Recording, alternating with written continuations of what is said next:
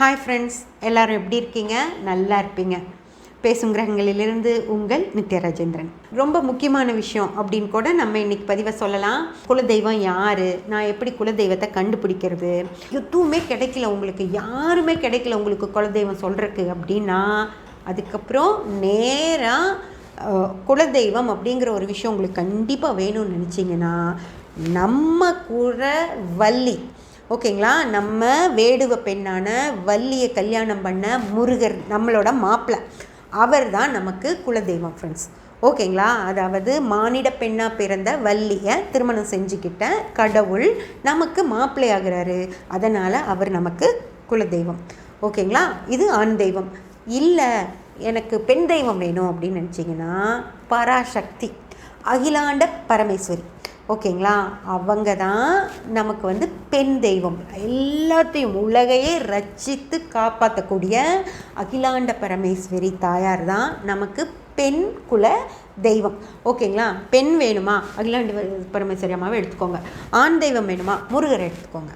Friends, இதெல்லாம் நான் உங்களுக்கு சும்மா தான் சொல்கிறேன். ஓகேங்களா, குலதெய்வம் யார், உங்களோட குலசாமி யாராக இருப்பார் அப்படிங்கிறது உங்களுக்கு புரிஞ்சிடுச்சு இல்லையா? அதுக்கப்புறமா நீங்கள் குலதெய்வமே கிடைக்கலைன்னா நீங்கள் முருகர் எடுத்துக்கோங்க, அகிலாண்ட பரமேஸ்வரி அம்மா எடுத்துக்கோங்க அப்படின்னு நான் சொல்கிறதெல்லாம் உங்கள் திருப்திக்காக தான். உங்களுக்குன்னு ஒரு குலதெய்வம் இருக்கணும் இல்லை, அப்படிங்கிற ஒரு திருப்திக்காக தான் நான் அதை சொல்கிறேன். அப்படி நீங்கள் முருகரையோ அகிலாண்ட பரமேஸ்வரி அம்மாவையோ எடுத்துக்க வேண்டிய அவசியம் இல்லை. உங்கள் மனசுக்கு யார் உங்களுக்கு திருப்திகரமான கடவுளாக இருக்கார் அப்படின்னு பார்த்தீங்கன்னா, கண்டிப்பாக இந்த மலேசியா, ஸ்ரீலங்கா அந்த மாதிரி வாழ் மக்களுக்கு முருகர் தான் இருப்பார். அதனால் முருகரையே வச்சுக்கோங்க. இல்லை நம்ம ஊரில் குலதெய்வம் தெரியாமல் நிறைய பேர் இருப்பீங்க இல்லையா, அவங்கெல்லாம் உங்களுக்கு எந்த சாமியை பிடிச்சிருக்கோ, உங்கள் குலசாமியே இருப்பார், உங்கள் ஊரில் ஒருத்தர் இருப்பார் இல்லையா, சவுத் பக்கம் எனக்கு தெரியாது, நிறைய கடவுள்கள் இருக்காங்க இல்லையா, அந்த மாதிரி கடவுள் வச்சுக்கோங்க. இப்போ பாடிகார்டு முனீஸ்வரன்னெல்லாம் சொல்கிறாங்க இல்லையா, அவங்க என் குலதெய்வம்னு சொல்கிறாங்க. அந்த மாதிரி உங்களுக்கு பிடிச்ச கடவுளை நீங்கள் குலதெய்வமாக வச்சுக்கோங்க. ஆக்சுவலாக ஃப்ரெண்ட்ஸ், என்னத்துக்காக குலதெய்வம் அப்படிங்கிறது வைக்கணும் அப்படின்னு சொன்னால், அதாவது அந்த குலதெய்வம் நம்மளை தண்டிக்காது அப்படிங்கிறது தான். ஓகேங்களா, இப்போது நம்ம வீட்டில் ஒரு தப்பு நம்ம பண்ணிட்டோம் அப்படின்னா, நம்ம அப்பா அம்மா நம்மளை அடிப்பாங்க, ஒரு திட்டுவாங்க, அதுக்கப்புறம் விட்டுருவாங்க, உங்களை பழி வாங்க மாட்டாங்க.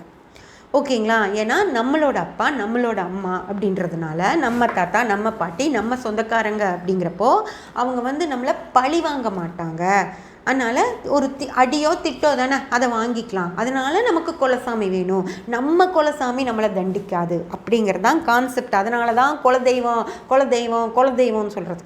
உங்கள் குலதெய்வம் உங்களை தண்டிக்காது, வேறு வெளிக்கடவுள்கள்லாம் உங்களை தண்டிச்சிருவாங்க அப்படின்னு சொல்லி சொல்கிறது. அதனால தான் குலதெய்வத்துக்கு அவ்வளோ இம்பார்ட்டன்ஸ் கொடுத்து குலதெய்வம் வச்சுக்கோங்க, குலதெய்வத்தை முதல்ல கும்பிடுங்க. ஒரு திருமணம் அப்படின்னா குலதெய்வ வழிபாடு அப்படின்னே ஒன்று வைக்கிறாங்க. ஒரு வீடு கட்டுறோம் அப்படின்னா முதல்ல குலதெய்வத்தை உள்ளே கொண்டு போங்க அப்படின்னு சொல்கிறது. அது எல்லாமே குலதெய்வம் நம்மளுக்கு ஃபேவராக தான் இருக்கும், எந்த இடத்துலையும் குலதெய்வம் நமக்கு எதிராக திரும்பாது அப்படிங்கிற ஒரே காரணத்துக்காக தான் குலதெய்வம் அப்படிங்கிற ஒரு விஷயம் வந்துச்சு. ஓகேங்களா, இப்போது நான் சொல்கிறேன் ஃப்ரெண்ட்ஸ், குலதெய்வம் தெரியல, தெரிஞ்சவங்க வச்சுக்கோங்க, பிரச்சனை இல்லை. தெரியாதவங்க உங்களுக்கு இந்த மாதிரி நிறையா உங்கள் ஊர் பக்கம் ஏதோ ஒரு வகையில் உங்கள் ஊரோட ஏதோ ஒரு கனெக்டிவிட்டி உங்களுக்கு இருக்கும். ஓகேங்களா, அந்த மாதிரி இதில் ஒரு கடவுள் கிடச்சிருவார் உங்களுக்கு, நீங்கள் வச்சுக்கோங்க அவரை குலதெய்வமாக. அப்படியும் கிடைக்கலங்க, எங்களுக்கு எந்த கனெக்டிவிட்டிலையும் எங்களுக்கு எங்கேயுமே கிடைக்கல அப்படின்னு சொன்னால், எல்லா கடவுளுமே குலதெய்வம் தாங்க. எல்லா கடவுளும் குலதெய்வம் தான். பெருமாள் நமக்கு குலதெய்வம் தான், முருகர் குலதெய்வம் தான், சிவன் குலதெய்வம் தான், பார்வதி அம்மா குலதெய்வம் தான், லக்ஷ்மி அம்மா குலதெய்வம் தான். எல்லா கடவுளுமே, விநாயகர், எல்லாருமே குலதெய்வம் தான். ஓகேங்களா, எந்த கடவுளும் தண்டிக்காது, முதல்ல அது புரிஞ்சுக்கோங்க. நீங்கள் எந்த கடவுளும் உங்களை தண்டிக்கவே மாட்டாங்க. ஓகேங்களா, அப்போ ஏன் நான் கஷ்டப்படுறேன், கடவுள் என்னை தண்டிக்கலை அப்படின்னா நான் ஏன் கஷ்டப்படுறேன் அப்படின்னு கேட்டிங்கன்னா, நீங்கள் கஷ்டப்படுறது உங்கள் கரும வினை காரணமாக. ஓகேங்களா, நீங்கள் ஏதோ ஒரு தப்பு செஞ்சுருக்கீங்க, அந்த தப்புக்கான தண்டனையை நீங்கள் இந்த ஜென்மத்தில் அனுபவிச்சுட்ருக்கீங்க. நான் எந்த தப்பும் செய்யலையே, இந்த ஜென்மத்தில் நான் எதுவுமே செய்யலையே அப்படின்னு கேட்டிங்கன்னா, ஆமாங்க, நீங்கள் இந்த ஜென்மத்தில் எந்த தப்புமே செய்யலை. ஆனால் போன ஜென்மத்தில் ஏதோ ஒரு காரணத்தினால இப்போது நீங்கள் உங்களை விவசாயத்தில் உங்களை பார்த்துக்க சொல்லி ஒரு ஒரு நிலக்கிழார் யாராவது பெரிய பணக்காரங்க உங்களை விவசாய நிலங்களையெல்லாம் பார்த்துக்கோ, எனக்கு வந்து அறுவடையானதும் சொல்லு அப்படின்னு சொல்லி உங்ககிட்ட விடுறாங்க அப்படின்னா, நீங்கள் வந்து எல்லாத்துக்குமே ஒரு ஆசை இருக்கும்ல, நம்மளும் வசதியாக வாழணும்னு சொல்லி. அதனால் அந்த அறுவடை ஆனதில் அரைவாசி ஒரு 20% நீங்கள் எடுத்து வச்சுட்டு தான் அவருக்கு கணக்கு காட்டியிருக்கீங்க அப்படின்னா, அதுக்கான தண்டனை இந்த ஜென்மத்தில் கடவுள் உங்களுக்கு அந்த சாப்பாட்டில் கை வைக்கிறார். நீங்கள் சாப்பாட்டுக்கு கொஞ்சம் கஷ்டப்படணும் அப்படிங்கிற மாதிரி செய்வார். ஓகேங்களா? ஏதோ ஒன்று படிப்பு அப்படிங்கிற விஷயத்தில் ரெண்டு பேர்த்துக்கு உங்களால் படிக்க வச்சுருக்க முடியும். ஆனால் நீங்கள் படிப்பை அவங்களுக்கு கொடுக்க தயாராக இல்லை. நல்லா வசதியாக இருக்கீங்க, உங்களால் 4 ஏழை குழந்தைங்களை படிக்க வைக்க முடியும். ஆனால் அவங்களுக்கு அப்போ மனசு இல்லை படிக்க வைக்க. அவங்களையும் வேலைக்கு வச்சு வேலை வாங்கிட்டீங்க அப்படின்னு வச்சுக்கோங்க. இப்போ என்ன ஆகும், உங்களுக்கு படிப்பு வராது. அப்புறம் அந்த கர்மா இன்னும் தொடரும் பட்சத்தில் உங்கள் குழந்தைகளும் படிக்க மாட்டாங்க. ஓகேங்களா? அந்த மாதிரி கடவுள் நீங்கள் என்ன பிரச்சனை செஞ்சீங்களோ அந்த பிரச்சனையை உங்களுக்கு கொடுப்பார். அந்த கஷ்டத்தை நீ அனுபவி அப்படின்னு சொல்லிட்டு. அதுதான் கர்மா.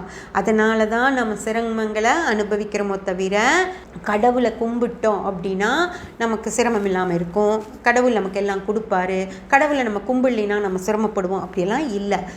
நீங்கள் பிறக்கிற அன்னைக்கே கடவுள் இவன் இதெல்லாம் பண்ணியிருக்கான் அப்படின்னு ஒரு கணக்கு இருக்கும் அவர்கிட்ட. அந்த கணக்கை வச்சுட்டு தான் உங்களுக்கு இப்போ படிப்பு கொடுக்கக்கூடாது உங்களுக்குன்னா, உங்களுக்கு புதனை உங்கள் ஜாதகத்தில் மோசமாக இருக்கிற காலகட்டத்தில் உங்களை பிறக்க வைப்பார். ஸோ உங்களுக்கு படிப்பு வராது. ஓகேங்களா? அதே போல் உங்கள் குழந்தைகளுக்கும் படிப்பு கொடுக்கக்கூடாதுன்னு முடிவு பண்ணிட்டாருன்னா, புதன் மோசமாக இருக்கிற காலகட்டத்தில் தான் உங்களுக்கு குழந்தை பிறக்கும். அப்போ குழந்தைகளுக்கும் படிப்பு வராது. ஓகேங்களா? இதை தான் உங்களுக்கு படிப்பு வரல அப்படின்னா புதன் கர்மா இருக்குது அப்படின்னு சொல்லி சொல்கிறாங்க. அப்படி தனிப்பட்ட புதன் கர்மா அப்படின்னு இல்லை, ஜாதகத்தில் உங்களுக்கு கர்மா இருக்கும் அப்படிங்கிற விஷயம் வந்துடும் ஃப்ரெண்ட்ஸ். ஓகேங்களா? இந்த மாதிரி நீங்கள் செஞ்ச கர்மாக்கு தான் நீங்கள் பிரச்சனைகளை அனுபவிக்கிறீங்களோ தவிர, குலதெய்வமோ இல்லை வேறு தெய்வமோ இல்லை பெரிய தெய்வம் அப்படியெல்லாம் ஒன்றுமே கிடையாது. தெய்வம் அப்படின்றது ஒன்று தான். ஓகேங்களா? தெய்வம் நம்மளை தண்டிச்சிரும் அப்படிங்கிற விஷயம் கிடையவே கிடையாது. எந்த தெய்வமும் தண்டிக்காது. நீங்கள் பண்ண பாவங்கள் அது கர்மாவாக உங்ககிட்டயே இருக்கிறனால நீங்கள் சில கஷ்டங்களை அனுபவிக்கிறீங்க. அதனால் குலதெய்வம் இருந்தால் தான் என் வாழ்க்கை நல்லாயிருக்கும் அப்படின்னு சொல்லிட்டு குலதெய்வத்தை தேடுறேங்கிற பேரில் கண்ட இடத்துலையும் போய் அவங்க சொல்கிறதெல்லாம் கேட்டு அநியாயமாக காசு வேஸ்ட் பண்ணிட்டு வராதிங்க. சிலர் இந்த மாதிரி ஊர் இதுன்னு செலவிழுத்துடுவாங்க. சிலர் குலதெய்வத்தை கண்டுபிடிச்சி கொடுக்குறேன், எனக்கு இந்த பூஜை பண்ணணும் அந்த பூஜை பண்ணணும்னு சொல்லுவாங்க. அந்த மாதிரி எல்லாம் போய் சிக்குனீங்க அப்படின்னா வீணாக போகும் ஃப்ரெண்ட்ஸ். அதனால் குலதெய்வம் அப்படிங்கிற விஷயம் ஒன்றுமே இல்லை. நம்ம விநாயகரும் நமக்கு குலதெய்வம் தான், முருகரும் குலதெய்வம் தான். அந்த மாதிரி எல்லா கடவுளும் நமக்கு குலதெய்வங்கள் தான். அவங்க யாருமே நம்மளை தண்டிக்கவே மாட்டாங்க. ஓகேங்களா? இதை தெளிவாக புரிஞ்சுக்கிட்டீங்க அப்படின்னா இதுக்கப்புறம் நீங்கள் குலதெய்வத்தை தேடுற அப்படின்னு சொல்லி நீங்கள் இறங்கவே மாட்டீங்க. இல்லை எனக்கு குலதெய்வம் இருந்தால் தான் ஆச்சுன்னா, நான் சொன்ன 2 தெய்வங்களும் முருகரும் அங்காள பரமேஸ்வரி அம்மா அவங்களையும் நீங்கள் குலதெய்வமாக வச்சு கும்பிட ஆரம்பிச்சிருங்க. ஓகேங்களா? சப்ஸ்கிரைப் பண்ணி பெல் பட்டன் ப்ரெஸ் பண்ணி வச்சுக்கோங்க. அப்போ தான் நான் போடுற எல்லா பதிவுகளும் உங்களுக்கு கிடைக்கும். லைக் பண்ணி ஷேர் பண்ணி கமெண்ட் பண்ணிங்கன்னா எனக்கு சப்போர்ட்டிவாக இருக்கும். Thank you friends.